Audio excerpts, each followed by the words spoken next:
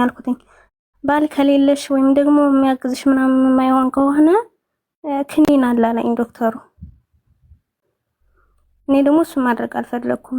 ማለት አንደኛ የራሴ ኃጢያት ነው፣ ሲቀጥል ደግሞ ምንም የማያውቀውን ጽንስ አስወርጄ እንትን ማለት አልቻልኩም ነው። ከዛ ጓደኛዬ ሰደበችው ምናምን ይነዳለችኝ ወጣን። ከዛ ከነገርሽው አንቺ ራስሽ ንገሪው፣ ማትነግሪ ከሆነ ግን እኔ ራሴ ደውዬ እነግረዋለሁ አለችኝ። ስራ የሚሰራው የሆነ አዳር እዛ ነው የሚሰራው፣ በኮንስትራክሽን ስራ ነበር የሚሰራው። ግን ያንን ትቶ ዝም ብሎ ጥበቃ ነገር ገባ ማለት ነው። እና አዳር ይሰራል ምናምን፣ ቢያንስ ከሳምንት ምናምን አንድ ቀን እረፍት አለው። እዛ ሰዓት ነው የምንገናኘው ስልክ ምናምን። እኔም ቀን ስራ ነኝ፣ ቀን እሱ እረፍት ነው። ከዛ ደወልኩለትና ሂጅ አገኘሁት ምናምን። በቃ አለ አይደል ቀልድ አይነት ነገር፣ ቀልድ ነው አትለቁም ነገር ነው አትለው፣ ኖርማል እሺ ነው ያለው። ከዛ ሲለኝ ግን ማለት በቃ እሺ ሲለኝ ደስ ብሎኛል። ግን ደግሞ ልጅ ያክል ነገር መጣ ስለው እንዴት ቢያንስ እንኳን በዚህ ሁኔታ ላይ ሆኖ ስራ እንኳን መቀየር አላሰበም። እንግዲህ በጣም ጎበዝ ሰራተኛ ነው፣ ግን ደግሞ መስራት አይፈልግም። ከዛ እንደዛ እያልን ቆየን። በቃ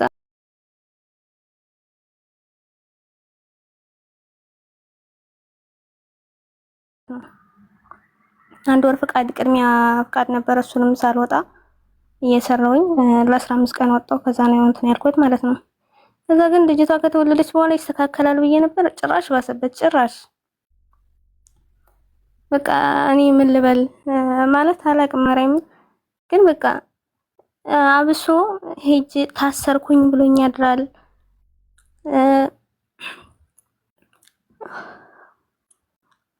ጓደኛዬ ታመመ ብሎኝ ያድራል ምናምን።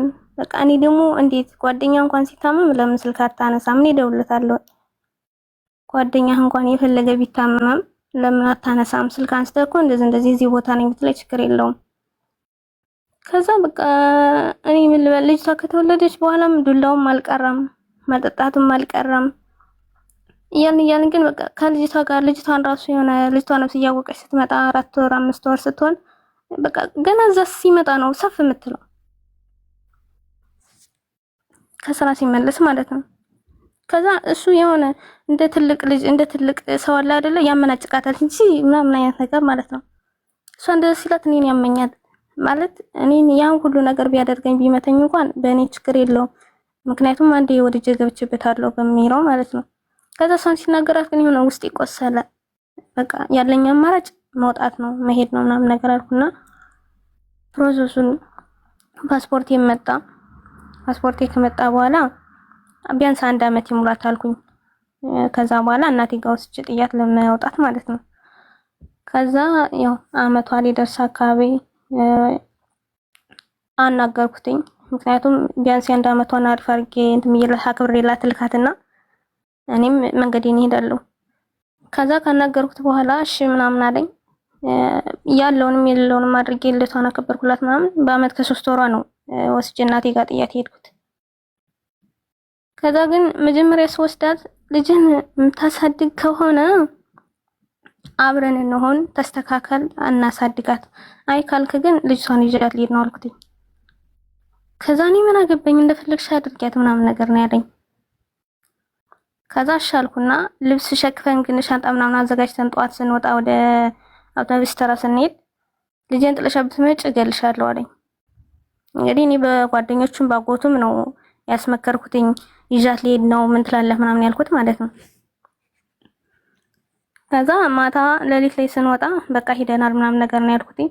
ልጄን ጥለሻት መተሽ ግን እዚህ ቤት አትገቢም እገልሻለሁ፣ አንቺም በህይወት አትኖሪም፣ ከዛ እኔም እታሰራለሁ አለኝ። ከዛ ሲለኝ ምንም አላልኩትም። ሲስተር ማለች ታናሽ እሷ ነበረች ህፃኗ የምትዝልኝ እኔ ስራ ሲሄድ። ከዛ ሂጂ ውጭ አለችኝ። ውጭ ዝም ብለሽ አለችና ሄድን። ስንሄድ ቢያንስ 15 ቀን ተቀምጠናል። 15 ቀን ተቀምጬ ግን ደህና ገባችሁ ወይ ህፃኗ እንዴት ሆነች? በትራንስፖርት ነው የሄድኩትኝ። የአመት ከ3 ወር ህፃን ልጅ ይዤ 2 ቀን መንገድ ላይ አድረን ማለት ነው። እንዴት ሆነች ልጅቷ ደከማት ወይ ምናምን የለም፣ ምንም የለም። ከዛ መጨረሻ ላይ በቃ ተውኳትና ሄድኩኝ። ሲሄድ ግን ልጄን ጥለሽ መጣሽ አለኝ። ቤት አልገባውም፣ ሄጄ ቤት አልገባውም። ልብሴ ምናምን እሱ ጋር ነው ያለው፣ ግን ጓደኛ ያለች እሷ ጋር ነው ያደረኩትኝ። ከዛ ልጄን ጥላ መታለች ምናምን አለ። ቢያንስ እንኳን እኔ እቃም ምንም አልፈልግም፣ ምክንያቱም ስደትን ስላሰብኩኝ ምንም አያደርግልኝም። ግን ደግሞ ልብሴን ማውጣት ፈልጋለሁ ስል ልጄን ጥላት መታለች ምናምን አለ። መጀመሪያ ተነግሮሃል፣ አንተ ተስተካከል፣ ልጅቷን አሳድግ ስትባል እምቢ ብለሃል። እሷ ታዲያ ምን ታደርጋት? እዚህ ጋር አስቀምጣ ምን ታብላት ምናምን አለ አሉት ማለት ነው። ከዛ በኋላ እሱም ከዛ ስራ ወጣና እንደገና ደግሞ ረዳትነት ገባ፣ እንደገና ወደታች ማለት ነው። ከዛ ረዳትነት ገብቶ ፊልድ ምናምን ይሄዳል። እኔ ጓደኛዬ ጋር ነኝ። ያ ሲሆን ግን ቤቱን ሁሉ ቆልፎት ነው ሄደው፣ ዕቃ እንዳላወጣ ልብስ እንዳላወጣ ቆላልፎት ሄደ ምናምን። በቃ ችግር የለውም ከጓደኛዬ ጋር ሆንኩኝ። ከሷ ጋር ሆነን ፕሮሰሴን ጀመርኩኝ። ፕሮሰሱ በቃ እኔ ልጅቷን አልቻልኩም ማለት በጣም ናፈቀችኝ። ቀንም ማታም ማልቀስ ነው፣ ስራ አልሰራም ምናምን። ከዛ መጨረሻ ላይ ልክ 3 ወር 1 ወር ከምናምን ላይ ደላላው ደውዬ በቃ እኔ መሄድ አልፈልግም፣ ስለ ልጄ ነግሬዋለሁ ምናምን፣ እኔ መሄድ አልፈልግም፣ በቃ ልጄ ናፍቃኛለች፣ እሷን ላመጣ ነው፣ አቋርጠው አልኩትኝ። እንዴት እንደዚህ ታደርጊያለሽ ምናምን፣ እሱ ራሱ አበደብኝ። አይ በቃ ተው አልኩት። ከዛ ካልኩት በኋላ ልክ ልጅቷን አመጣኋት። ማዘርን ደውዬ በቃ ልጄን ላኪልኝ፣ እኔ መሄድ አልፈልግም አልኳት። ወዲያው ላከችልኝ። ዛሬው ነው ትኬት ቆረጥኩ፣ በፕሌን ላከቻት ማለት ነው ከባህር ዳር አዲስ አበባ። ከዛ ካስመጣኋት በኋላ አልቀረበችኝም ተሎ። የሆነ ታቀኛለች ግን በቃ ናፍቆት ይሆናል አቅም ቢያለችኝ ምናምን። ከዛ ልክ እሷ በመጣች እሷ ቅዳሜ ቀን አስመጥቻት ለሰኞ ሜዲካል ወሰጃለኝ ሰውዬው ደውሎ እኔ እንዲያቋርጠው ነግሬዋለሁ። ከዛ እንደዛ ሲለኝ እንዴት ተው ብዬሽ ነበር እኮ ልጅቷን አመጣኋት ምናምን አልኩትኝ። ከዛ በቃ እኔም ተጉላለሁ ማለት አሁን መልሼ እንዳልካት ከልጄ መለየት አልቻልኩም። እዚሁ እንዳልቀመጥ ደግሞ ከባድ ነው። አዲስ አበባ ላይ አብሶ ኑሮ በጣም ከባድ ነው። በዛ ላይ በዚህ ሁኔታ ከሱ ጋር ሆኜ መኖር አልፈልግም ምናምን አማከርኩኝ። እናቴን ጠየቅኳት። ልጅ ላኪያትና አንቺ የምታረጊውን አድርጊ፣ እሷን ግን ላኪያት አለችኝ። ከዛ በኋላ ልክ ሳምንት ባልሞላ ደግሞ ሜዲካል ወሰድኩ ምናምን። ሜዲካል ወስጄ ተነሽ እስኪለኝ ድረስ በቃ እኔ ጋር እንድትሆን ግን በምነሳበት ጊዜ ነግረኸኝ እንድልካት አልኩት ማለት ነው። ከዛ አሻለኝ። ሜዲካል ወሰድኩኝ። አብራኝ ቆየች፣ ቢያንስ 15 ቀን ምናምን አብራኝ ቆየችና ሐሙስ ቀን እስኪ ማክሰኞ ቀን ምናምን ደውሎልኝ ለቅዳሜ በረራ ተዘጋጃለኝ። ከዛ እንደዛ ሲለኝ በቃ ምንም ማድረግ አልቻልኩም። አሁንም ቲኬት ቆረጥኩኝ። በፕሌን ላኳቸው ማለት ነው ከእህቴ ጋር። እህቴ ነች የምታመጣት የምትወስዳት አብራ ማለት ነው። ከዛ እንደዛ ካደረኩ በኋላ ያ ሁሉ ሲሆን ግን ማንም አያውቅም። እኔ ፕሮሰስ እንደጀመርኩኝ ልሄድ እንደሆነ ምናምን አያውቁም። በዚህ በመጨረሻ ሰዓት እሷን ስልካት ግን እዛ ቤተሰብ የሆነ አጎት ያለ እሱ ሞቷል ብዬ ነው በቃ አማኝቼ ላኳት። ምክንያቱም የክርስትና እናቷም አለች። አሁን አምጥተሻት ለምን አሁን ትልኪያታለሽ ምናምን ጥያቄ ስለሚመጣብኝ እሱ ስለሞተ እኔ በትራንስፖርት ሄዳለሁ፣ ለሶስታችን የሚሆን የአየር ብር የለኝም። እነሱን ግን በዚህ ነው ምልካቸው፣ ልጅቷ ባለፈውም ተጎድታለች ምናምን አልኳቸው ማለት ነው። ከዛ እንደዛ ስላቸው በቃ እሺ ምናምን ነበር ያሉ። ግን ምን ሆነሽ ነው የማትሄጂው ይሉኛል። 2 ቀን 3 ቀን ሲያልፈው ለምን አትሄጂም? እስቲ ቆዩ ደሞዝ ይምጣ እያልኩኝ ከዛ መጨረሻ ላይ በቃ አይ እንደዚህ ነበረ ፕሮሰስ ጀምሬ ነበር ስለተሳካልኝ ልሄድ ነው አልኳቸው። ለሱ ራሱ የነገርኩት የዛለት ነው ቅዳሜ የምበረውን ዓርብ ነው የነገርኩት ማለት ነው። ከዛ በቃ ልጅቷን ከዚህ በኋላ ማገዝ የምትችል ከሆነ አግዛት፣ ደውላት፣ አውራት። ከዛ ውጭ ግን ያው እሱና እኔ ተለያይተናል። በቃ በልጅቷ ጉዳይ ብቻ ነው የምናወራው። የምታግዛት ከሆነ አግዛት፣ ካልሆነ ግን በቃ እኔ ሄጃለሁ ምናምን አይነት ነበር ያልኩትኝ። ከዛ ልክ አረብ ሀገር ስገባ ግን መደወል ጀመረ። ይደውልኛል፣ ያወራኛል ምናምን በቃ አይደል እንደተቀየረ ወደፊት ከልጁ ጋርና ከኔ ጋር አብሮ መኖር እንደሚፈልግ ምናምን ነበር የሚያወራኝ። ግን በቃ እኔ ምንም ማለት እንደ ልጅ አባት ነው የማወራው። ልጅቷም እኔ እንድትጠላኝ አልፈልግም። እሷንም እየደወልኩ አውራት ለዋለው ቪዲዮ ይደውልላታል ምናምን እና ያወራታል። ከዛ አሁን ግን በቃ እኔ እንጃ ማለት ተቀይሬያለሁ እንደዚህኛለሁ ይለኛል። እኔ አላምንም። እሱን ኦልሞስት ትቼዋለሁ። በቃ የሷ የሚያገናኘን የሱ ጉዳይ ነው፣ የሷ የልጅቷ ጉዳይ ማለት ነው።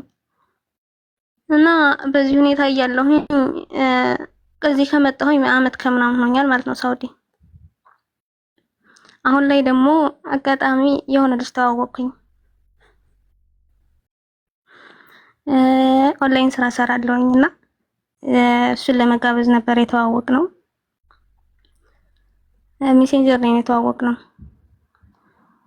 እና በቃ እናወራለን ምናምን ማለት ከተይዞ ገብቶ ነበረና በዛ ሰዓት ስራውን ልጋብዘው የተዋወቅን ጊዜ ገና የ8 ቀን ምናምን ነበረ ተይዞ ገብቶ እንደገና ተመልሶ መጥቶ ማለት ነው።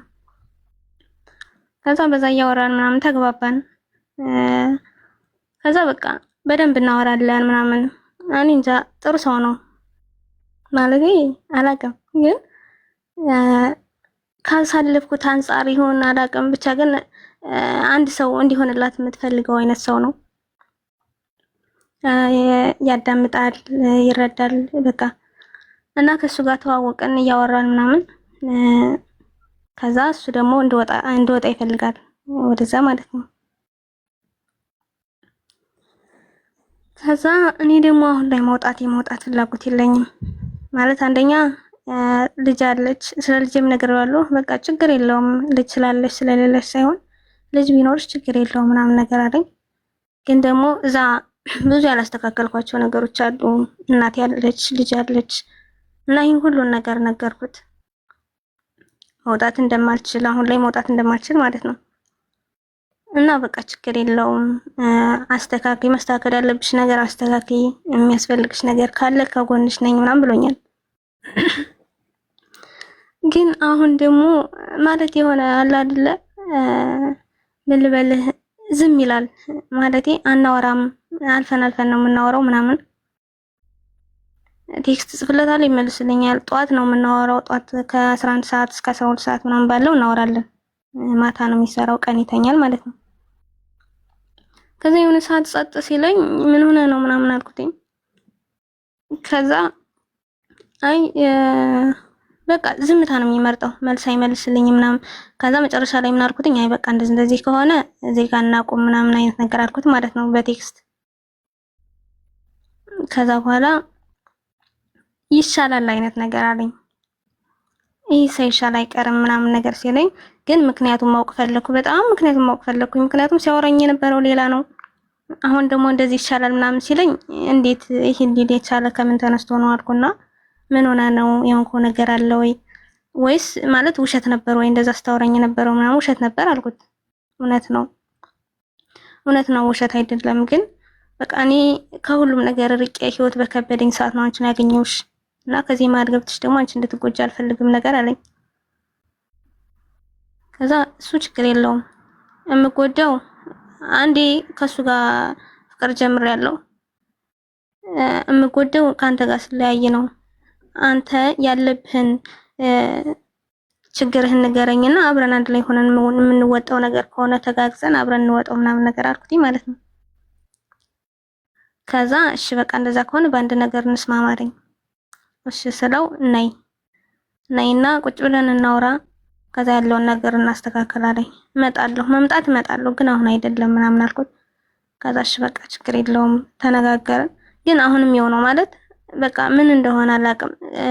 ከዚህ 2 ቀን ውስጥ ራሱ ደውዬለት ስደውልለት መሻወር ውስጥ ነኝ እደውልልሻለሁ አለኝ። ከዛ የሆነ ድምፁ ልክ አይደለም፣ በዛ ሰዓት ድምፁ ልክ አይደለም። መሻወር ውስጥ ነኝ እደውልልሻለሁ ምናምን ነገር አለኝ። እሺ አልኩት። ከዛ 8 ሰዓት ደወልኩለት። 8 ሰዓት ደውልለት ገና እየገባው ነው አለኝ። ከዛ ዝም አልኩት። ቴክስት ላኩለት ጧት። በቃ በዛ ሰዓት ደግሞ ጨንቆኛል፣ ለምን እንደሆነ አላውቅም፣ ግን በጣም ጨንቆኝ ነበር የደወልኩለት። ከዛ ቴክስት አደረኩለት። ቴክስቴንም አልመለሰም። እንዴ ልጁ ምን ሆኖ ነው? ግን በቃ አለ አይደለ ጊዜ ልስጠው፣ እንደዚህ አይነት ችግር አለብኝ ስላለ ማለት የራሴ የሆነ ችግር አለብኝ ስላለኝ ጊዜ ልስጠው አልኩና ይሄን 2 ቀን ምንም አላልኩትም፣ አልጻፍኩለትም፣ አልደወልኩለትም፣ እሱም አልደወለም አልጻፈም ማለት ነው። እና አሁን ደውዬ ችግሩን ልጠይቀው ወይስ በዚሁ ዝም እንዳልኩ ዝም ልበለው? ምን ትለኛለህ? ይሄን ፈልጌ ነበር። እድሜሽ ምን ያህል ነው? አሁን 24 ዓመት ነው። እሺ ሚዩት አድርጊ እስኪ። እሺ አሁን በመሰረቱ ከእሷ የምትማሩት ነገር ምንድን ነው? እሷ ሽማግሌ ሳይላክ ቤተሰቧን ሳያስፈቅድ እንዲሁ ተዋወቅኩ በሚል አፈቀርኩ በሚል ሰበብ እዛው ሄዳ ከወንዶቹ ጋር እዛው ሴሬሞኒ አድርገው ተጋባን ባልነሽ ሚስት ነሽ ምናምን ጨዋታ ካቃ ተጫውተው ከዛ የደረሰባትን አይታችኋል። ይሄድ ያድራል፣ ይሰድባታል፣ ይደበድባታል።